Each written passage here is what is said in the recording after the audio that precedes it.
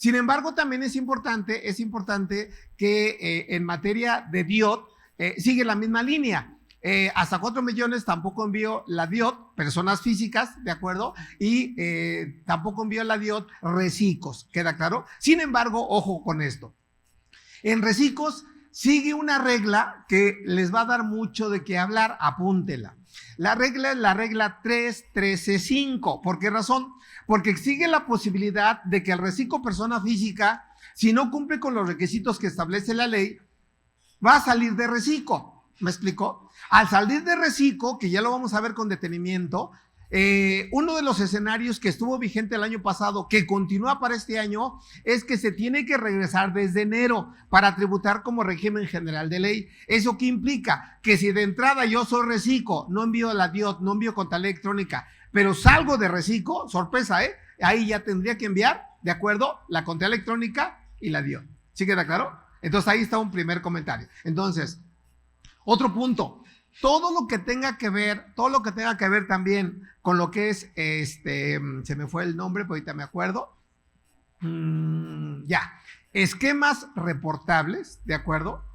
Todo lo que tenga que ver con esquemas reportables, eso continúa, ¿de acuerdo? En particular, ¿qué información se tiene que enviar en los términos del artículo 199 del código? Que si lo leen son 14 fracciones y la resolución miscelánea simplemente me dice, y llega al extremo diciendo, toda la información que tengas de esquemas reportables lo vas a mandar a la autoridad, inclusive algunos asientos en materia contable, los cuales se tienen que generar de acuerdo con las normas de información financiera. Esa parte del envío de esquemas reportables, ¿de acuerdo?, ya hacen alusión a las normas de información financiera. Y regresando al comentario anterior, la contabilidad electrónica, que voy a enviar básicamente la balanza de comprobación, ¿de acuerdo? Eso también se tiene que hacer de acuerdo con una normatividad contable. Ahí me da dos opciones, ya sea contabilidad contable en materia local,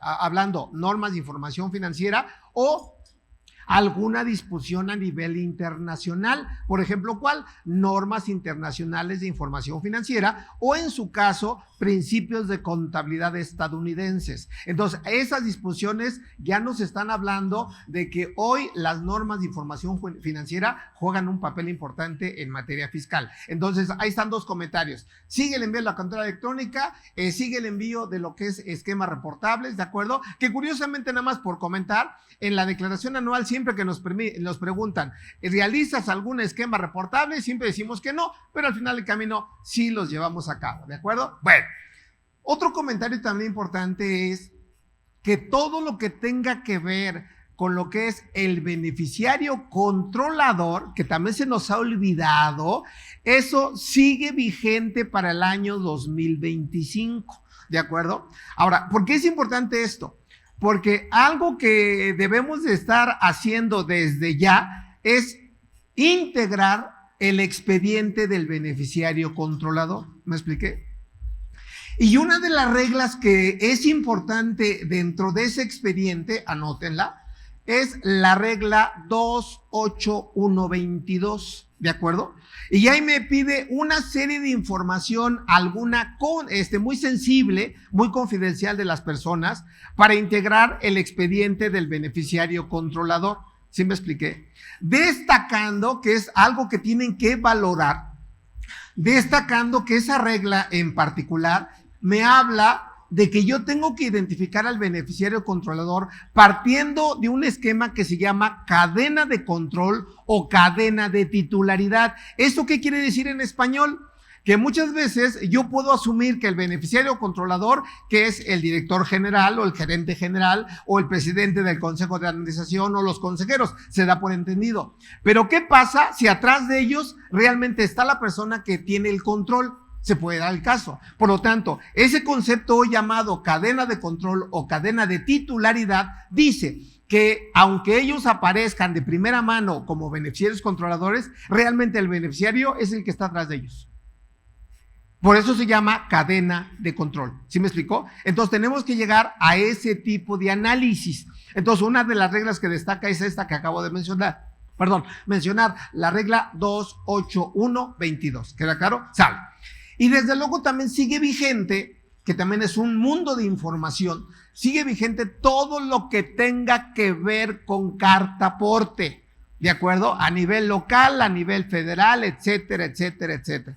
¿Queda claro? Ahora, por la amplitud de esos conceptos, pues desde luego sería poco probable analizar la resolución miscelánea en una sesión, porque cada tema merece una atención particular. Sin embargo, fuera de eso, vamos a ver algunas situaciones del día con día, ¿de acuerdo? Por ejemplo, ahorita en enero hay una regla que ya vamos a ver, esa regla que dice que si ustedes han hecho pagos, por ejemplo, por intereses, por anticipos a miembros del Consejo de Administración, ¿de acuerdo? Por lo que es, se me va el nombre, intereses, anticipos, dividendos, entre otros, en enero tienen que dar un CFDI de retenciones y pagos, ¿de acuerdo? Situación que hoy por hoy nadie lo hace, pero bueno, y esta va como dedicatoria a los bancos. Si yo tengo cuentas bancarias, el banco tiene la obligación en el mes de enero, de acuerdo que ya estamos prácticamente en la mitad de enero, de dar la constancia de retenciones y pagos. ¿Queda claro? Veremos también, y para que tengan un escenario interesante, que todo lo que tenga que ver en materia de CFDI, todo lo que tenga que ver con materia de CFDI, ¿de acuerdo? Sorpresa, no hay cambios. Sigue exactamente igual. La única situación particular es que hay una regla que cambió, pero nada más cambió la nomenclatura, que antes era la regla 2, 1, a ver, se me distraen aquí, que hace mucho ruido, pero bueno. 27147, ¿de acuerdo? Y hoy es la 27146, esa regla de qué habla. Me empata perfectamente lo que dice la Ley de Ingresos de la Federación. Sitúa la fecha de manera máxima en donde se debe de cancelar el CFDI, ¿de acuerdo?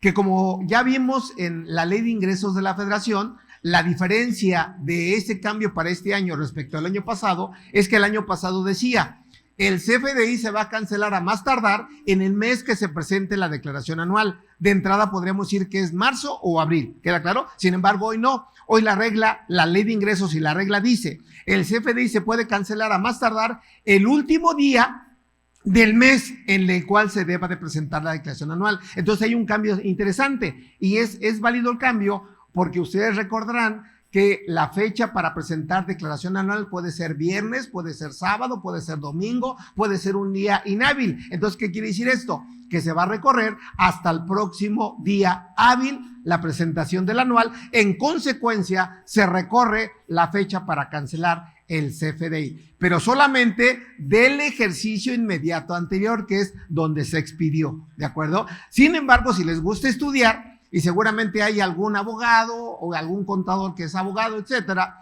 hay una jurisprudencia que se publicó en abril del año 2024. Si quieren anotarla, esa jurisprudencia es la jurisprudencia 098/2024, que declara inconstitucional el artículo 29, letra, cuarto párrafo. Pero si la leen esa jurisprudencia, dice que se declara inconstitucional porque la misma disposición fiscal prevé la posibilidad de cancelar un CFDI antes, inclusive, de que termine el cierre fiscal. ¿Queda claro? Ahí está la inconstitucionalidad. ¿Se entendió? Y alguien se preguntará, oye, contador, como que ya no entendí. ¿Por qué razón? Porque eso que acabas de decir ya lo conocía yo. Bueno, en teoría lo conocías, porque el Código Fiscal de la Federación, hablando de la cancelación, me dice que el CFDI se va a cancelar a más tardar el último día del año en que se expidió. Y entonces, hoy por hoy, la resolución miscelánea me da un plazo adicional para cancelar. ¿Queda claro? Sin embargo, eso puede provocar revisiones profundas, situación que se está dando, ¿verdad? ¿Me explicó? Ahora, otro punto también que vamos a platicar es que se vuelve a publicar una regla en donde me permite la posibilidad de cancelar y volver a reexpedir el CFDI de nóminas, siempre y cuando lo haya emitido en 2024, esa es la condición, y que tenga errores. Porque mucha gente sigue teniendo la idea, oye, entonces si yo no expedí CFDI 2024 de nóminas, ¿lo puedo expedir hoy? No, eso no dice la regla, La regla dice, La condición, 2024 lo expediste. Mal, pero lo expediste. Ahora, 2025, cancélalo y vuélvelo a expedir. ¿Me explicó? Pero fecha máxima, 28 de febrero de este año. Ya no se va hasta el último día del anual. Solamente aplica hasta el último día de febrero. ¿Sí queda claro? Entonces, de eso vamos a platicar. Ahora, valor agregado de mi material, que tiene algunas modificaciones. Hay 2, 3 láminas que no están en su material. Voy a analizar algunos criterios no vinculativos. Es el anexo 3 de la resolución miscelánea. ¿De acuerdo? Porque la resolución miscelánea es curioso.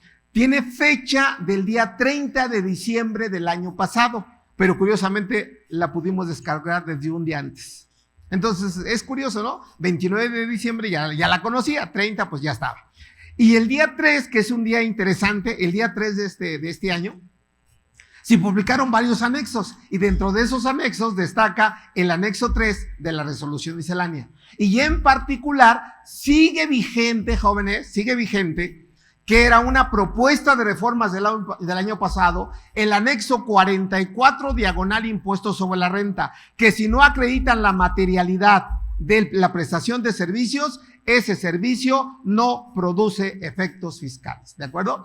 Entonces, pues vamos a comenzar. Me da pena a las gentes que están paradas, pero espero que les traigan una sillita, si no pongan una sillita acá y se sientan junto a mí, ¿de acuerdo? Sean todos bienvenidos, vamos a comenzar y le doy la bienvenida a todos desde luego y en particular a mi amigo Charlie, que hoy sí llegó temprano. Amigo, gracias. Pues vamos a comenzar, jóvenes.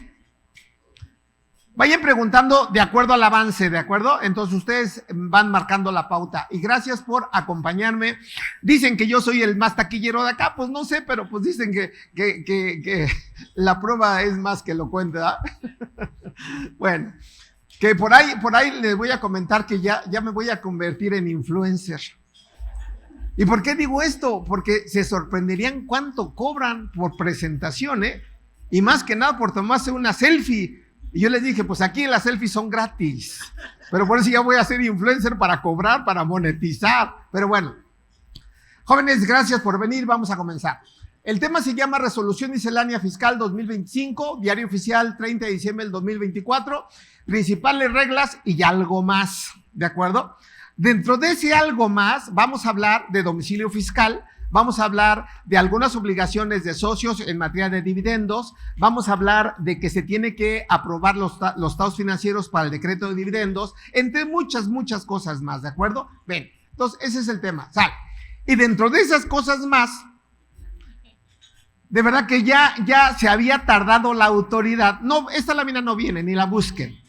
Y no la busquen, ¿por qué? Porque el material lo mandé antes y esto se publicó el 8 de enero. Plan maestro. Ahora, de este plan maestro destaca una palabrita interesante. Yo, si me han seguido, y a propósito de influencer, si me han seguido en mis cursos, cuando yo hablo de plan maestro, siempre les decía, la autoridad desde el año 2020, y vean en qué año estamos, ya lleva 5 años, dice que va en busca de irregularidades que hagan los contribuyentes para que a partir de esas irregularidades me finque un crédito fiscal. ¿Sale? Bueno, pues si buscamos en este plan maestro, vean qué dice. Continúa el uso de herramientas tecnológicas para vigilar y garantizar el cumplimiento de las obligaciones tributarias. ¿Sale? Y vean, técnicas analíticas para monitorear y detectar, ¿qué dice ahí? Ahí está. Irregularidades. Ahora la pregunta sería, ¿y los contribuyentes cometen irregularidades? Hay como dicen en el WhatsApp, sí. Y la I como 1000 veces, ¿verdad? Bueno, aquí la idea, jóvenes, es cuidar no cometer irregularidades, porque la autoridad a partir de esas irregularidades me va a cobrar diferencias de impuestos. ¿Queda claro? Ahora, jugando con los conceptos, hablé de contabilidad electrónica. Y la contabilidad electrónica no es otra cosa que tu contabilidad financiera convertida en un enfoque digital. ¿Sí me explicó? La convierto. Sale. ¿Por qué menciono esto? Porque hoy lo que tengan en su balanza de comprobación ya lo conoce el SAT. Ya lo conoce el SAT. Para bien o para mal lo conoce el SAT. ¿Se entendió? Ahora, número 1, hay cuentas que no se tienen que registrar en contabilidad porque yo las llamo cuenta riesgo. ¿Me expliqué? Una cuenta riesgo, deudores diversos, socios y accionistas. Otra cuenta riesgo, acreedores diversos, socios y accionistas. Otra cuenta riesgo, ¿de acuerdo? Es gastos varios. ¿Y por qué gastos varios? No lo estás identificando.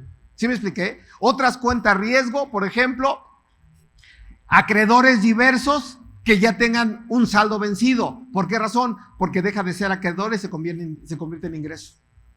Entonces son cuentas que no deben de manejar. Otra cuenta riesgo, que le mando saludos a una contadora que me traía hasta acá, ¿de acuerdo? Caía un depósito en la cuenta bancaria, no lo identificaba y decía, cargo a bancos con abono, ¿de acuerdo? A depósitos no identificados. No hagan eso, o sea, no hagan eso, o sea. Por eso les decía, les voy a regalar una reata, ¿para qué? Para que se ahorquen. Sí, claro, no. ¿Sí me explicó? Ahora, otro contador decía, fíjense qué inocencia de los contadores. Decía, cargo a bancos con abono, bien nada más, ventas no facturadas. O sea, no hagan eso, de verdad no hagan eso, porque el SAT ya lo sabe. ¿Me explicó? Ahora, ¿cómo es la mecánica? Sencillo, el artículo 56, fracción primera del código dice que la propia contabilidad de ustedes, se va a utilizar para que el SAT les determine de manera, ¿de acuerdo?, presuntiva, ingresos y base de actos o actividades. Su propia contabilidad. Entonces cuiden eso, porque a partir de ahí detecta irregularidades. Ahora, otro punto que se destaca de esto, vean, intercambio de información y coordinación con otras autoridades. Por ejemplo, ¿les suena familiar la UIF? El Seguro Social, la Secretaría de Trabajo y Previsión Social, Infonavit, entre otros. ¿Queda claro? Ahora, lo que yo dije al inicio, esquemas reportables, aquí viene, vean, dice, ay, güey, para que vean que vengo con mucha presión. Revisión a sectores económicos que han mostrado, un alto riesgo de evasión y fiscalización. Los principales conceptos de planeaciones a través, vean que dice, de esquemas reportables. ¿Queda claro? Aquí la pregunta es, ¿realmente ustedes identifican, están conscientes y están realizando esquemas reportables? Yo diría que el 99% sí. Y de ese 99%, ¿quién lo está declarando? Ni siquiera el 1%. Ahí está el problema, jóvenes. Porque la gente se asusta. Le digo, pues es que si realizas un esquema reportable, pues manifiéstalo, no pasa nada. El problema es cuando no lo manifiestas. ¿Me expliqué? Y un esquema reportable, y de verdad que en cada empresa que voy hay un error. Apenas fui a una empresa en la semana y todo muy bien, estábamos hablando de arrendamiento, préstamos, bla, bla, bla, bla, y sale el tema, porque sale, es curioso, pero sale. Y el mismo dueño dice, oye, contador, ¿qué es que haya problema? Le digo, ¿por qué? Dice, porque este inmueble donde estamos ahorita, está trabajando la empresa. Y le digo, ¿y de quién es el inmueble? Dice, mío. ¿Me explicó? Y la pregunta sería, ¿y tu empresa te está pagando rentas? No, esquema reportable. ¿Queda claro? Ahora, ese no es el tema. ¿El tema cuál es? Hay un ingreso omiso en la empresa. ¿Y por qué ingreso omiso? Porque está obteniendo un arrendamiento a título gratuito. ¿Sí queda claro? Y vean, otro punto dice, y es que quiero hacer unas mejoras a la empresa. ¿De acuerdo? Vean inclusive el término, no habla de mantenimiento, habla de mejoras, y las mejoras se capitalizan. ¿Me explicó? Y como el inmueble es de la persona física, y si no hay contrato y demás, ¿de acuerdo? Es un ingreso para la persona física. ¿Queda claro? Entonces, hoy por hoy hay que revisar todo lo que hace una empresa, porque el SAT nos vigila. Entonces, ahí está el ejemplo, Sigue el plan maestro 2025. Charlie, por favor. Otra de las situaciones que encontramos que, por ejemplo, llegan a caer en el tema de esquemas reportables es en el tema corporativo particularmente, en donde no tienen asignados los recursos que se le van a pagar al administrador, al comisario propiamente, no elaboran las actas de asamblea en donde justamente le van a dar origen a esos pagos como tal. Entonces es importante. ¿Sí se escucha? No, creo que no se escucha, Jonah. Ahí. A ver, ahí está ya. Lo que les comentaba es de que otra de las situaciones que caen en esquemas reportables y que están el 90% de las empresas es en el tema de las actas de asamblea.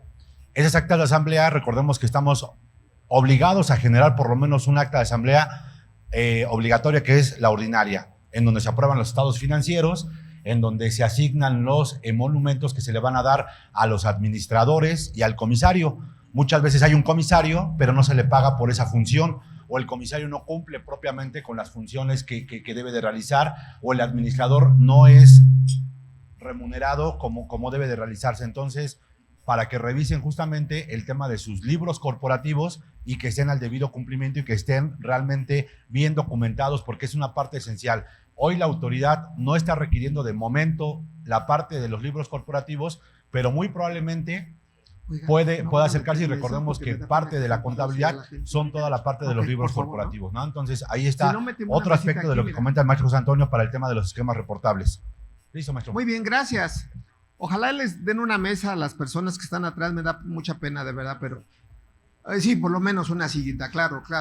Que a propósito sigue vigente la ley silla. Y como yo soy trabajador de CADEFI, tiene prohibido el trabajador, escuche, laborar de pie. Y vean cómo estoy dando el curso, de pie. Ahí está la silla. No, pero no puedo estar sentado. Bueno, vamos a continuar. Ahora, dentro de ese plan maestro, vean otro detalle. Dice, modelos de aprendizaje estadístico para identificar factureras y sus usuarios. Eso relaciónenlo y vean nada más cómo se las gasta la autoridad. Con la publicación del día 31 de diciembre del año pasado. ¿Y qué se publicó? Deja del subsidio, el subsidio es peccata minuta, Se publicó la reforma al segundo párrafo del artículo 19 constitucional, prisión preventiva para delitos dolosos. Y vean, ¿dónde está el problema? Y aquí un comentario de tu parte, Charlie. ¿El problema cuál es? Que la redacción deja la puerta muy abierta. ¿Por qué razón? Porque dice, se entiende delito doloso, y por eso las factureras, dice, cualquier actividad relacionada con falsos comprobantes. ¿Y cuál es una actividad relacionada con falsos comprobantes? Yo les doy una factura a ustedes y contador, regístrala. Ve nada más, Yo les doy una factura a ustedes, tu contador solicita el saldo a favor del IVA. La pregunta ¿es una actividad relacionada? Claro, Entonces, cuidado, pinches contadores, Sí. Perdón. Se me salió. Venga, Charlie. Un comentario respecto a eso. Recordemos que estaba en la propuesta 2 delitos que se querían adicionar. Uno era el tema de las facturas falsas y otro era el tema de defraudación fiscal, que en el tema, si se hubiera aprobado el tema de defraudación fiscal, yo creo que muchos hubieran entrado en tema de defraudación fiscal simplemente por el hecho de que no pagan retenciones, de que no presentan más de 3 declaraciones, y así me puedo seguir enumerando varios supuestos que hubieran caído en tema de defraudación fiscal. Únicamente se aprobó el tema de facturación falsa, ¿no? Entonces, para el tema de defensa particularmente tendrían que explorar ustedes como contadores, documentando esa parte, y el abogado fiscalista, cuál va a ser el tema de la defensa. Y yo siempre he establecido, y lo platicamos el día viernes que estuvimos ahí en un curso el maestro José Antonio y yo, ahora sí que como el que se lleva se aguanta con la autoridad. Si atendemos estrictamente la literalidad del texto de ley que marca facturación falsa, yo les preguntaría a ustedes como contadores, ¿qué factura es falsa? Si quien la timbra o quien la certifica es la propia autoridad. Gracias. ¿Sí me explicó? Entonces, por ahí iría el tema de la defensa. Sin embargo, recordemos que son burros, y perdón que me exprese de esta forma, nuestros legisladores. ¿Por qué? Porque no saben yo pensé que nosotros. O no saben escribir de manera correcta las leyes.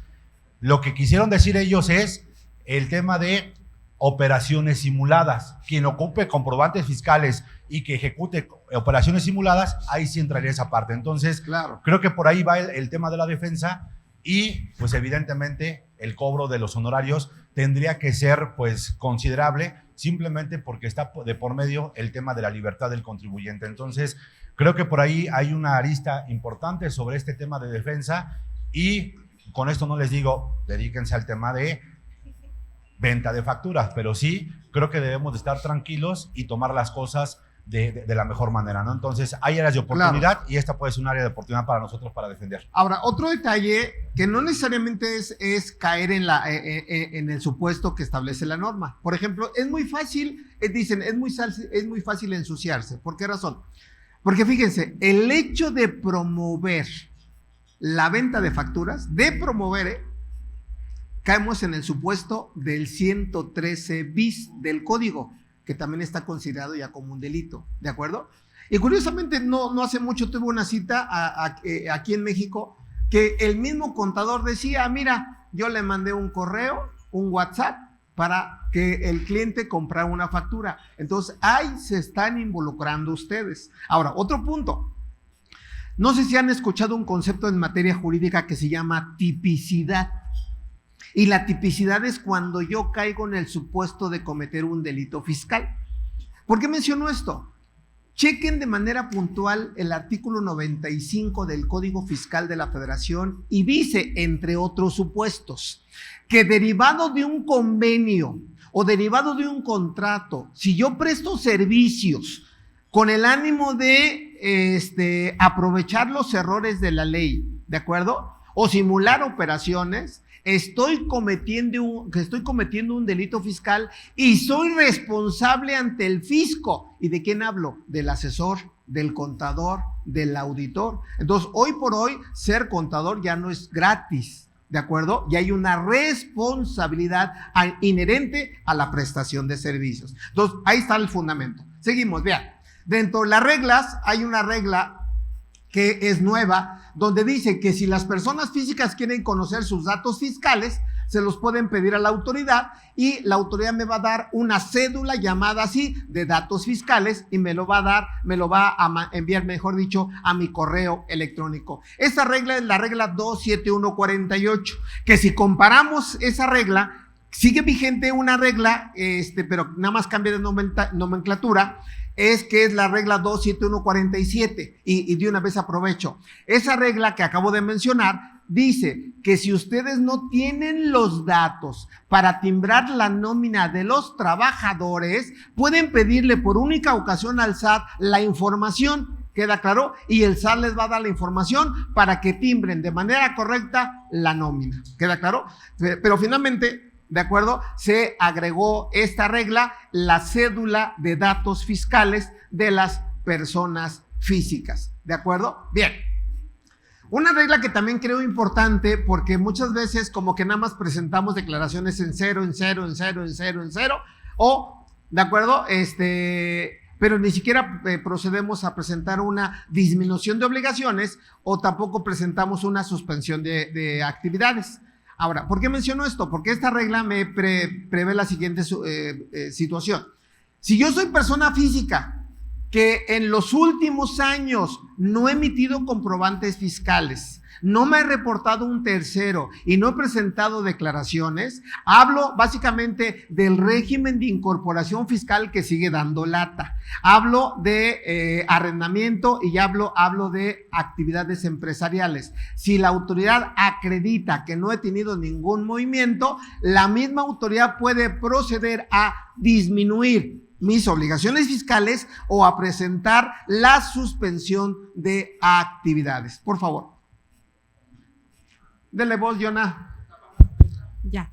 Okay. Contador, ahorita que está usted mencionando que no presentar las declaraciones en ceros y meter una suspensión de actividades, en el caso de esta empresa que es Recico, pero ajá, emitió su factura en el año del 2024, pero no le han pagado, ajá, pero ya no tiene ningún movimiento, ya no ha tenido movimientos, pero todavía le deben esa factura, ¿puede ajá, meter una suspensión de actividades? Si tú tienes la certeza que no te van a pagar, sí, porque si tienes la certeza que te van a pagar, no, porque va a caer dinero en la cuenta bancaria. Y si eres reciclo, pues lógicamente flujo de efectivo, tienes que pagar el ICR y el IVA. Entonces me espero a que claro, lo paguen y ya. Claro. Ok, gracias. Que fíjense, aprovechando el comentario, agregué una lámina donde la gente también no acaba de entender y me hablan por teléfono. Por ejemplo, yo en el último curso que estuve con Juan Carlos les decía, yo ya activé mi hotline.